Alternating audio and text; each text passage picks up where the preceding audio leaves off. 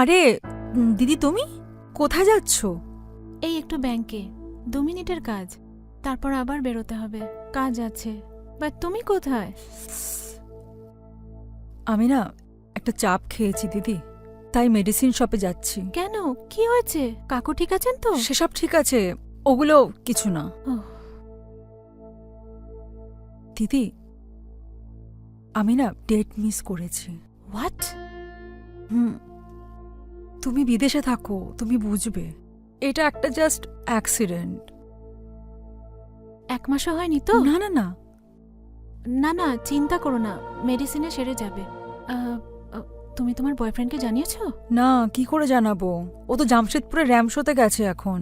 আচ্ছা, ঠিক আছে, চিন্তা করো না। আমার ক্লাসমেট, উনি গায়নি।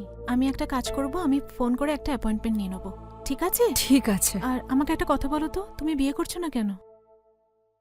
হবে না দিদি, বাবা সুইসাইড করে নেবে। ওর নাম রেহমাত আলী। তো এটা ইন্ডিয়া দিদি। শোনো না দিদি, তুমি প্লিজ মেডিসিনের নামটা জানতে পারলে আমাকে জানিও। একদম, আর নিশ্চয়ই দিদি যেন জানতে না পারে। আমি যাই এখন, পকেটে হ্যাঁ। ব্রেক কার্ড আছে। হুম, আসছি, যাও, বাই। বাই।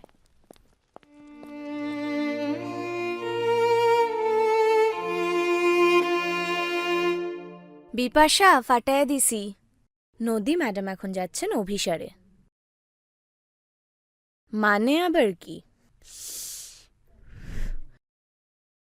সাগরদার বাড়ি। আরে ভাই, ওই যে গানটা আছে না, নদী যদি বলে সাগরের সাথে মিশবো না, তা কি হয়?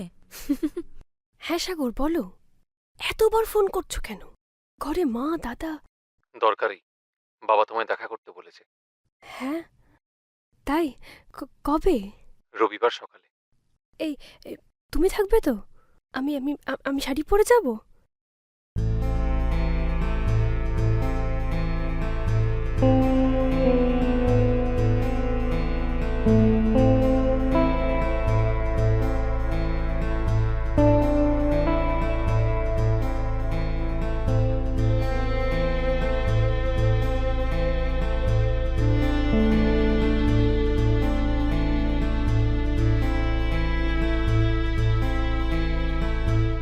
তুমি তাহলে?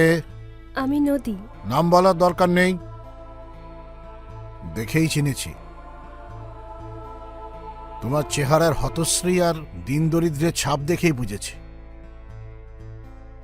তা লেখাপড়া কিছু করো, নাকি পুরো সময়টাই তন্ত্র সাধনার আর ওই কালা জাদু করে চালিয়ে দাও? আমি ফার্স্ট ইয়ারে পড়ি, ম্যাথামেটিক্স অনার্স। ওহ, তাহলে তো ক্যালকুলেশনে ওস্তাদ। তাই ভাবি কোয়ালিটি তো একটা থাকতেই হবে, নাহলে বড়শিতে মাছ গাঁথলে কিভাবে? মাফ করবেন, ঠিক বুঝতে পারলাম না।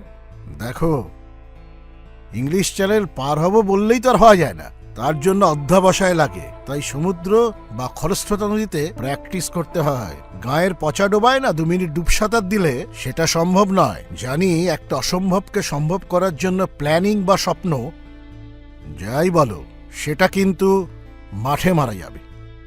মানে? এই সাধারণ কথার তুমি মানে বুঝবে না, এতটা সরল আর পোকা তো তুমি নও।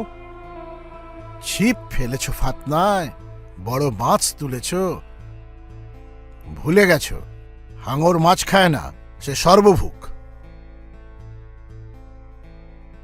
দেখুন, প্রপোজ আপনার ছেলেই করেছিল। ওই জন্যই তো বললাম, লেখাপড়া শেখো নাকি শুধু বশীকরণ করো। ক্ষমা করবেন, আপনার সম্পত্তি দেখে বা জেনে আমি সাগরের প্রস্তাবে হ্যাঁ বলিনি।